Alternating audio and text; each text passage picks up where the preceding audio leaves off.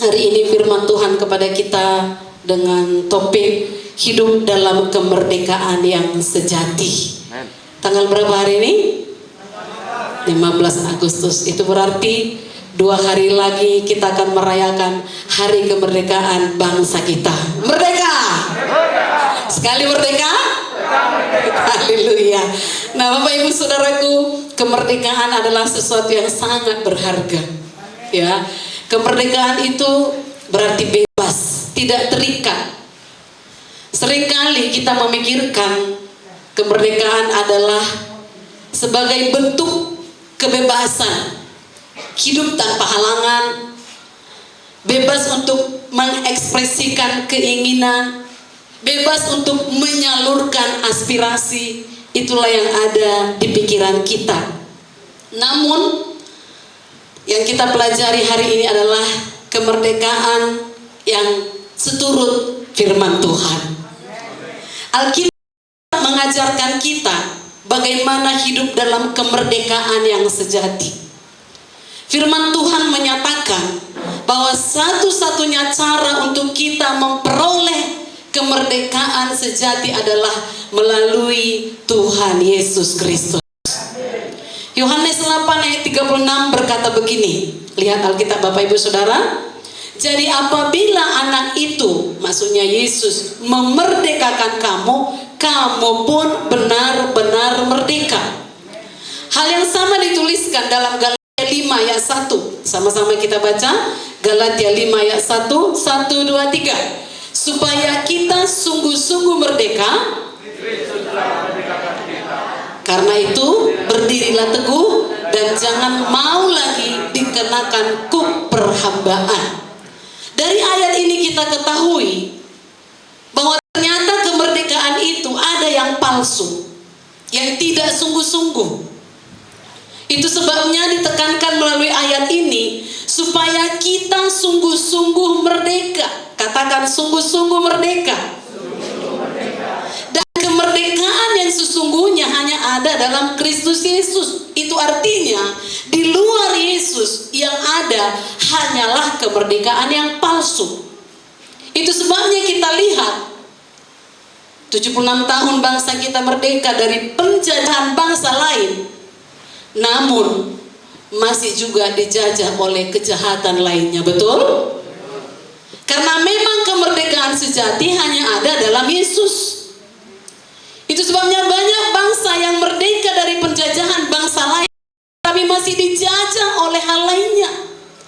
Dijajah oleh kemiskinan, dijajah oleh penyakit, dijajah oleh kejahatan lainnya. Nah, bagaimana kita beroleh kemerdekaan sejati? Mari kita baca Yohanes 8 ayat 32. Yohanes 8 ayat 32 bersama kita membacanya. 1, 2, 3. Dan kamu akan mengetahui kebenaran, dan kebenaran itu akan memerdekakan kamu. Apakah kebenaran itu? Yesus berkata bahwa kebenaran itu cirinya dari sorga. Banyak orang beranggapan tentang kebenaran itu menurut dirinya sendiri, menurut teorinya sendiri, menurut filsafatnya sendiri. Dan karena itu menjadi perbantahan yang gak habis-habisnya. Saudaraku, namun ciri kebenaran yang sejati itu berasal dari sorga. Amen. Tuhan Yesus berkata kepada Pilatus dalam Yohanes 18, di situ dikatakan, kerajaanku bukan dari dunia ini. Nah, saudaraku, kebenaran itu benar-benar kudus, suci dan tak bercacat. Pilatus pun berkata, aku tidak menemukan kesalahan apapun padanya, pada Yesus maksudnya. Itulah kebenaran, gak bercacat. Haleluya. Alkitab menuliskan, ayat-ayatnya ada di warta Bapak Ibu Saudara, Bapa itu, Anak itu, Roh Kudus itu adalah kebenaran. Amen. Dan firman-Nya juga disebut kebenaran. Yohanes 17 ayat 17 berkata bahwa firman itu adalah kebenaran. Saya bacakan Yohanes 17 ayat 17. Dikatakan di sini, Perhatikanlah mereka dalam kebenaran. Firman-Mu adalah kebenaran. Haleluya. Apa itu kebenaran? Firman Tuhan. Alkitab ini. Di ayat yang sama dituliskan 2 Korintus 11 ayat 10. Artinya, kebenaran tentang Tuhan itu, saudaraku, diungkapkan dalam Alkitab. Alkitab adalah wahyu Tuhan. Saudaraku, perkataan Tuhan yang tidak mungkin salah. Amen. Apa saudaraku? Tidak mungkin salah. Sesuai fakta. Akurat, kalau kata orang dunia ini. Dan bahasa rohaninya dapat dipercaya. Amen. Tuhan menghendaki agar manusia ini mengetahui kebenaran. Bahkan Tuhan menjanjikan segala berkat, baik rohani, badani, materi, akan diberikan kepada orang yang mencari kebenaran. Semua kita pasti hafal ayat itu, Matius 6 ayat 33. Haleluya. Kebenaran hanya dapat kita ketahui, hanya dapat kita temukan melalui Alkitab. Pentingnya kita mengetahui kebenaran, karena inti kepercayaan kita dipertaruhkan di sini. Saudaraku, apabila kebenaran Alkitab ditinggalkan, maka bukan kekristenan yang sejati yang kita dapatkan, tapi kekristenan yang palsu. Itulah yang disebut KTP, Kristen tanpa pertobatan. Itulah dia kalau meninggalkan ini. Apalagi keadaan sekarang membuat orang Kristen banyak tidak ke gereja, dihantui ketakutan akibat pandemi ini. Jika fenomena ini terus dibiarkan, maka pada akhirnya kekristenan akan hilang sendirinya. Karena memang rencana setan membuat umat manusia ini jauh dari Tuhan, jauh dari persekutuan dengan Tuhan dan sesama. Itulah rencana iblis. Tanpa kebenaran, pemberitaan Injil diselewengkan. Meringankan komitmen kepada kebenaran itu memungkinkan pemberitaan Injil diselewengkan. Apalagi dengan kebebasan di sosial media sekarang ini. Saudaraku, kita banyak menemukan Injil murahan di sosial media. Tapi bahasa Portugisnya berkata back to the Bible. Haleluya. Kembali kepada firman. Apa kata firman? Menolak mengetahui kebenaran mengakibatkan buta Alkitab. Artinya, semakin sedikit orang Kristen yang membaca seluruh isi Alkitab ini dari Kejadian hingga Wahyu. Hanya mau yang cocok untuk dirinya. Itu yang dibaca, itu yang dipercayai. Kalau itu untuk memaksa dagingnya mati, udah nggak dibaca, nggak dipercayai lagi. Dan fenomena yang terjadi adalah semakin banyak pula orang Kristen yang tidak memegang Alkitab lagi, bahkan ke gereja. Apa yang dipegang? Gadget. Orang Kristen terseret pada gadget yang menghabiskan waktu, menghabiskan tenaga, menghabiskan pikiran. Kebanyakan anak-anak juga menolak Alkitab dan lebih menyukai game dan TikTok. Itulah fenomena yang terjadi. Jangan tinggalkan Alkitab, saudara. Walau ada elektronik. Haleluya. Elektronik bisa hang, tapi ini enggak hang. Amin, saudaraku. Menolak kebenaran menyebabkan kerusakan etika dan moral. Setiap hari kita dikejutkan dengan berita-berita amoral dan immoral, seperti adanya pernikahan sesama jenis, percabulan di kalangan anak-anak, kelahiran anak yang terjadi di luar nikah, perceraian, dan lain sebagainya. Itu adalah buah dari penolakan terhadap kebenaran firman Tuhan. Firman Tuhan berkata, kebenaran meninggikan derajat bangsa, Amsal 14 ayat 34. Tetapi dosa adalah noda bangsa. Kalau masyarakat Indonesia mengenal kebenaran, maka derajat bangsa ini akan naik. Tapi karena masih lebih banyak yang belum mengenal kebenaran, bahkan orang Kristen sendiri pun belum tentu kenal kebenaran itu, maka dosalah yang menodai bangsa ini. 76 tahun memang merdeka, tapi dinodai oleh semua kejahatan. Mari kita umat Tuhan merendahkan diri di hadapan Tuhan. Kembali kepada firman yang adalah kebenaran. Amin. Menolak kebenaran menuntun kepada ilah-ilah palsu. Ketika kebenaran ditolak, kasih manusia kepada Tuhan semakin dingin. Manusia pun memilih ilah baru. Memang gak menyembah pohon, memang gak menyembah patung, memang gak menyembah batu, tetapi ada berhala lain seperti saya katakan tadi, gadget. Dengan segala kecanggihannya, gadget mengikat manusia dan membuat candu melebihi narkoba. Apa buktinya melebihi narkoba? Terbukti manusia sekarang serasa tidak hidup tanpa gadget. Bahkan di gereja bisa sambil menyanyi tapi melihat Facebook. Itu sangat menyedihkan. Kalau Facebook siaran online nggak masalah, tapi kita di sini kita langsung kepada Tuhan, amin. Yang di rumah online, puji Tuhan. Tapi kalau untuk melihat hal lain tapi beribadah memuji Tuhan mengangkat tangan, itu lebih dari terikat pada narkoba. Dengan gadget kurang toleransi, kurang keramahan.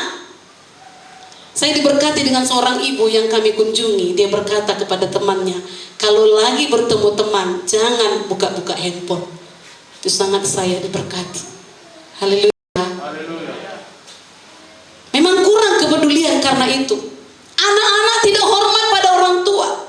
Coba jumpai anak-anak, sibuk dia dengan handphonenya. Dipanggil orang tuanya pun gak hormat lagi dia. Itu gadget. Bukan hanya orang tua tentunya, bukan hanya anak-anak tentunya, orang tua juga demikian. Semua kita bertobat, menolak kebenaran, menuntun kepada ilah palsu, termasuk gadget pada zaman ini. Marilah kita sungguh-sungguh merdeka. Amen. Firman Tuhan tadi dalam Galatia 5 ayat 1 berkata, supaya kita sungguh-sungguh merdeka, Kristus telah memerdekakan kita. Karena itu berdirilah teguh dan jangan mau lagi dikenakan kup perhambaan. Kristus membebaskan kita dari hukuman dan kuasa dosa melalui pengorbanannya di kayu salib. Jadi jangan mau lagi diperhamba oleh dosa. Amen. Termasuk jangan diperhamba handphone. Haleluya.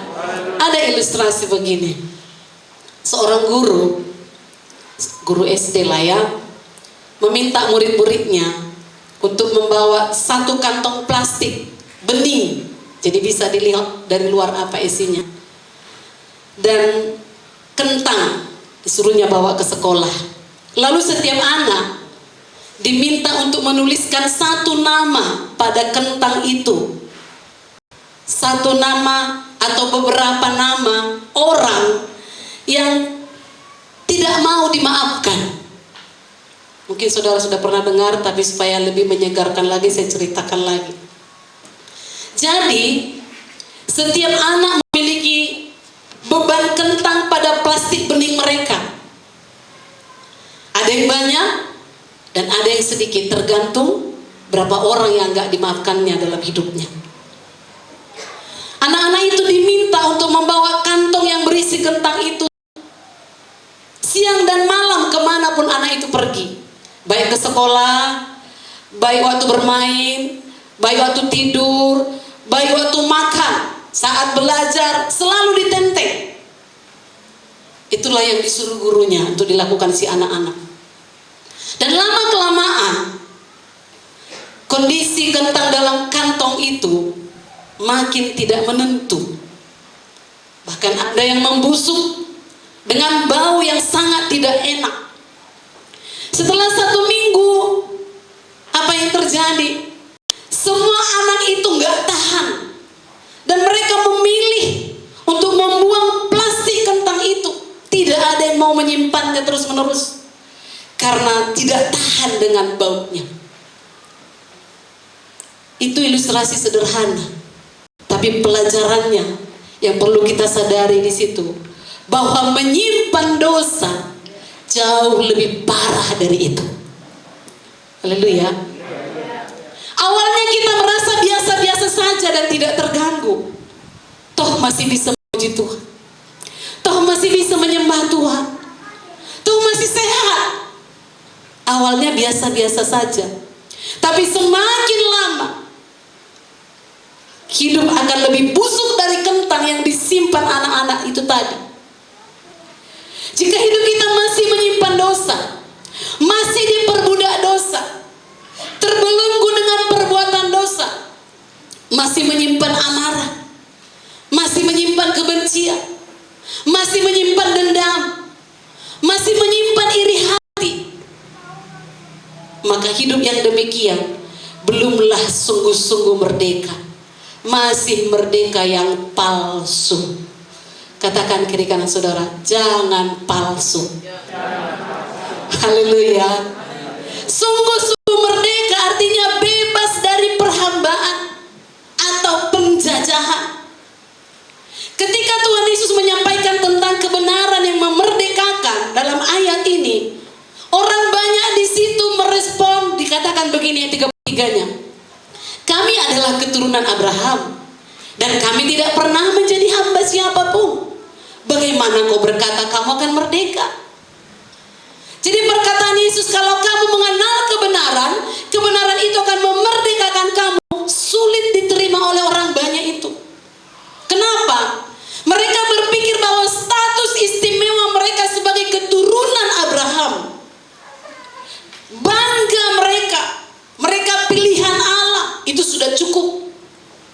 Yesus menegaskan bahwa sebagai umat Tuhan, keturunan Abraham belumlah cukup. Sebab walaupun status adalah keturunan Abraham, tetapi tetap hidup dalam dosa, maka tetap hamba dosa. Haleluya. Firman Tuhan ini tegas. Haleluya. Sekalipun kita berkata, aku sudah lahir baru, aku sudah penuh Roh Kudus, aku berbahasa roh kemana-mana, tapi tetap hidup dalam dosa, gak mau bertobat, tetap hamba dosa. Firman Tuhan berkata tadi, jangan menjadi hamba dosa. Amin. Kekristenan bukan sekedar status, tapi kita harus dimerdekakan dari dosa. Bukan berarti bebas untuk berbuat dosa. Merdeka kan bebas. Memang Kristus sudah memerdekakan kita dari dosa, tapi kemerdekaan itu bukanlah kebebasan tanpa batas, sehingga seenak hati kita melakukan apa yang kita mau. Kemerdekaan itu adalah kemerdekaan dalam koridor firman Tuhan. Karena itu status sebagai murid Tuhan harus disertai dengan ketaatan melakukan kebenaran. Menyebut diri Kristen, murid Yesus, berarti miliki karakter ilahi. Itulah benar-benar merdeka.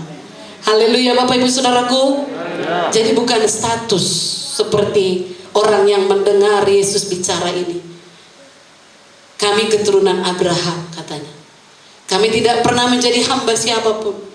Tapi Yesus menerangkan, kamu harus bebas, harus merdeka dari dosa. Karena kalau kamu terus dalam dosa itu, kamu masih hamba dosa.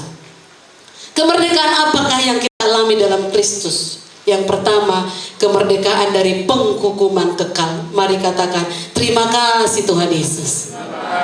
Haleluya. Roma 8 ayat 1-2 berkata begini, demikianlah sekarang Tidak ada penghukuman bagi mereka yang ada di dalam Kristus Yesus. Roh yang memberi hidup telah memerdekakan kamu dalam Kristus dari hukum dosa dan maut. Wow, ini saja pun kita hidupi dalam hidup ini. Kita dimerdekakan dari hukum dosa dan maut. Gak ada lagi alasan bagi kita untuk terus melakukan dosa itu. Amin. Sungguh besar kasihnya sehingga kita dapat merdeka dari hukuman kekal itu. Dan kemerdekaan dari dunia yang jahat dikatakan Galatia 1 ayat 3 sampai 4. Kita baca bersama. Galatia 1 ayat 3 sampai 4. 1, 2, 3. Kasih karunia menyertai kamu dan damai sejahtera dari Allah Bapa kita, dari Tuhan Yesus Kristus yang telah menyerahkan dirinya karena dosa-dosa kita untuk melepaskan kita dari dunia jahat yang sekarang ini menurut kehendak Allah dan Bapa kita. Ketika kita menyerahkan diri pada pimpinan Tuhan dan meminta penyertaan Tuhan, maka Dia akan melepaskan kita dari pengaruh dunia yang jahat ini. Amin. Jahat dunia ini, saudaraku. Dan pengaruhnya bisa membuat manusia yang tadinya sudah kenal Tuhan bisa menjadi musuh Tuhan. Itulah jahatnya dunia. Mari kita sadari kita harus merdeka dari dunia jahat. Amin. Kemerdekaan dari kutuk hukum Taurat. Galatia 3:13 berkata, Kristus telah menebus kita dari kutuk hukum Taurat. Kematian Kristus adalah cara Tuhan memerdekakan kita dari kutuk hukum Taurat. Jika tidak, maka kita tidak akan mampu memenuhi tuntutan hukum Taurat. Siapa yang mampu? Haleluya. Tapi baiknya Tuhan Yesus itu kita dimerdekakan dari kutuk hukum Taurat. Amin. Kemerdekaan dari berhala. Galatia 4:8 saya bacakan. Dahulu ketika kamu tidak mengenal Allah, kamu memperhambakan diri kepada Allah yang pada hakikatnya bukan Allah. Itulah orang di luar Tuhan, seolah-olah menyembah Tuhan, ternyata tidak, karena nggak kenal kebenaran. Bahwa sebelum kita mengenal Kristus dan menyerahkan diri kepadanya, kita adalah hamba-hamba berhala atau ilah-ilah. Tetapi sekarang, setelah kita percaya kepada Yesus Kristus, maka kita adalah hamba kebenaran. Mari katakan, saya hamba kebenaran, bukan hamba berhala. Haleluya. Mari kenali berhala apa kira-kira dalam hidup kita yang sulit kita lepaskan. Zaman dahulu ada namanya pembelian manusia sebagai budak. Jadi dulu ada jual beli budak. Ya. Suatu saat ada seorang hamba Tuhan yang punya belas kasihan, melihat seorang gadis cantik tapi diperjualbelikan jadi budak. Si gadis cantik ini berpikir setiap orang yang membelinya akan memperbudak dia. Tapi si hamba Tuhan ini, dia beli budak itu, dia bayar lunas. Dan saking bencinya si gadis itu, diludahinya si hamba Tuhan itu. Ternyata kau yang mau memperbudak aku. Tapi dengan kasih, si hamba Tuhan itu berkata, sekarang kau sudah aku beli, sekarang kau sudah lepas, pergilah bebas, jangan lagi mau diperbudak. Lalu gadis itu sadar dia, saya pikir dia beli aku untuk memperbudak aku, ternyata dia lepaskan aku. Lalu dia berkata, jadikanlah aku budakmu. Aku tahu kau tidak seperti orang-orang itu. Bawalah aku ke rumahmu, jadikan aku budakmu. Apa maksud daripada perumpamaan ini? Dia dengan rela hati memberikan dirinya diperhamba oleh yang membelinya. Bapak Ibu Saudaraku, Tuhan Yesus sudah membeli kita dengan harga yang mahal. Darahnya tercurah di kayu salib, membeli kita dari si iblis. Jangan lagi mau diperhamba oleh iblis. Jangan mau lagi diperhamba oleh dosa. Dengan rela hati Katakan kepada Tuhan, aku mau jadi hamba kebenaran. Haleluya. Saudaraku, tanggung jawab kita setelah menerima kemerdekaan. Pertama, jangan hidup egois.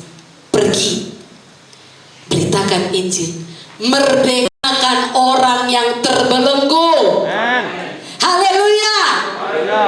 Matius 10 ayat 7 dan 8 berkata begini, pergilah dan beritakanlah kerajaan sorga sudah dekat, sembuhkanlah orang sakit. Haleluya. Kamu telah memperolehnya dengan cuma-cuma, karena itu beritakanlah pula dengan cuma-cuma. Itunya disuruh Tuhan kepada kita. Haleluya. Banyak pun teologi ya, ini itu, ininya intinya. Pergi beritakan Injil, beritakanlah bahwa kerajaan sorga sudah dekat, sembuhkan orang sakit. Sekarang ini banyak orang sakit, doakanlah, sembuhkanlah. Haleluya. Ini tugas penting yang harus kita lakukan. Menginjil, menyembuhkan orang. Dan otoritas untuk menyembuhkan orang sakit bukan hanya pada pendeta. Dalam Yohanes 14 ayat 12 berkata, siapa yang percaya kepada Yesus, dia akan melakukan pekerjaan-pekerjaan yang dikerjakan oleh Yesus. Haleluya. Dan Lukas 10:19 berkata, sesungguhnya aku telah memberikan kuasa kepadamu. Katakan, kuasa ada pada saya. Kuasa ada pada saya. Ginikan dulu tangannya. Kuasa ada di tangan saya. Saya pergi beritakan Injil. Saya sembuhkan orang sakit. Saya bebaskan orang terikat. Haleluya. Itu kerja kita. Itu tanggung jawab kita setelah dimerdekakan. Amin. Kita sendiri janganlah diperbudak dosa lagi. Haleluya. Kalau diperbudak dosa, gak mampu memang. Takut kita. Yang kedua, menjaga kita tetap menyala bagi Tuhan dan tidak pernah menjadi suam-suam kuku. Itu setelah merdeka. Roma 12:11 berkata, janganlah hendaknya kerajinanmu kendor, biarlah rohmu menyala-nyala dan layanilah. Jangan layani kehendak daging terus. Jangan layani iblis. Layanilah Tuhan.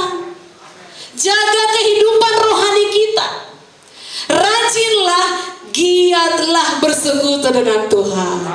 Seperti ini, giatlah menyembah Tuhan. Haleluya saudaraku. Giat beribadah walau ada tantangan. Giat melayani walau kita sendiri perlu dilayani. Maka semua itu akan seperti minyak yang akan terus membuat api dalam kehidupan rohani kita menyala-nyala. Karena Tuhan gak suka kalau kita suam. Bahkan dia katakan dalam Wahyu 3, dimuntahkan. Saudaraku, tidak panas, tidak dingin. Tuhan bilang dimuntahkan. Biarlah hidup kita semakin menyala-nyala dalam mengasihi Tuhan. Dan yang terakhir, persiapkan diri menyambut kedatangannya. Bagi orang-orang di luar sana yang gak kenal kebenaran, saudaraku, mereka ketakutan saat ini. Karena beranggapan, bumi sudah tua. Ya, bencana, gempa di mana-mana, goncangan ekonomi yang hebat. Oh, sudah mau kiamat. Itu bagi orang tidak mengenal kebenaran. Tapi bagi saya dan saudara, anak-anak Tuhan, kita dapat tetap bersuka cita. Karena kita tahu, berarti kita menjelang kedatangan Tuhan Yesus kedua kali. Apapun yang terjadi itu, jangan satu pun membuat kita gentar. Semua itu persiapan kedatangan Tuhan Yesus. Haleluya. Mempersiapkan diri berarti melakukan kebenaran firman Tuhan dan hidup dalam pertobatan setiap waktu. Bukan hanya hari Minggu bertobat. Kapan saudaraku? Setiap waktu. Saudaraku, biarlah saat Tuhan datang, kita sedang melakukan kebenaran. Haleluya. Lukas 12:43 mengatakannya. Kalau satu detik ada ketidakbenaran dalam benak kita, dalam pikiran kita, langsung ingat kalau saat ini Yesus datang, gak terangkat aku keadaan ini, bertobat aku Tuhan, ampuni aku Tuhan. Itu bertobat setiap waktu. Karena akan tiba saatnya nanti setiap kita harus menghadap tahta pengadilan Kristus. Gak ada diwakili pendeta, gak ada diwakili oleh ketua sinode, enggak. Masing-masing. Ayat terakhir, nomor 2 terakhir, 2 Korintus 5 ayat 10, kita baca sama. 2 Korintus 5 ayat 10 bersama-sama, 1, 2, 3. Sebab kita semua harus menghadap tahta pengadilan Kristus, supaya setiap orang memperoleh apa yang patut diterimanya sesuai dengan yang dilakukannya dalam hidupnya ini, baik ataupun jahat. Jadi nggak diwakili saudara, walau ada gembala sidang, haleluya, walau ada pendeta besar di dunia ini yang melayani kita, yang mendoakan kita, tapi firman Tuhan ini berkata semua kita harus menghadap. Kita sudah selamat, puji Tuhan, tapi lakukanlah perbuatan baik, amin. Karena dikatakan memperoleh apa yang patut diterimanya sesuai dengan yang dilakukannya dalam hidupnya ini, baik ataupun jahat. Memang kita selamat bukan perbuatan baik, tapi setelah kita selamat harus berbuat baik. Jadi merdeka bukan berarti kita bebas berbuat dosa. Sejatinya kemerdekaan membutuhkan pertobatan yang sungguh-sungguh. Bisakah copot keselamatan seseorang anak Tuhan? Bisa. Ayat terakhir Wahyu 3 ayat 5. Mari penyanyi pemusik sambil berjalan ke depan. Wahyu 3 ayat 5. Bersama-sama, 1, 2, 3. Barang siapa menang, ia akan dikenakan pakaian putih yang demikian. Aku tidak akan menghapus namanya dari kitab kehidupan, melainkan aku akan mengaku namanya di hadapan Bapakku dan di hadapan para malaikatnya. Berarti nama bisa dihapus. Oleh karena itu kita harus menang, amin. Menang menghadapi keadaan dunia ini. Jangan sampai jatuh dan diseret oleh segala keinginan dunia ini. Tidak ada pilihan lain kecuali menang. Menang bersama kebenaran. Haleluya. Jadi marilah kita menggunakan kemerdekaan kita dengan kita benar-benar merdeka dari dosa dan perbudakannya. Kita merdekakan jiwa-jiwa yang masih banyak terbelenggu, yang terjajah oleh dosa dan problema hidup ini. Itulah kerinduan Tuhan bagi kita. Mari kita bangkit berdiri. Inilah seharusnya yang menjadi keseriusan kita.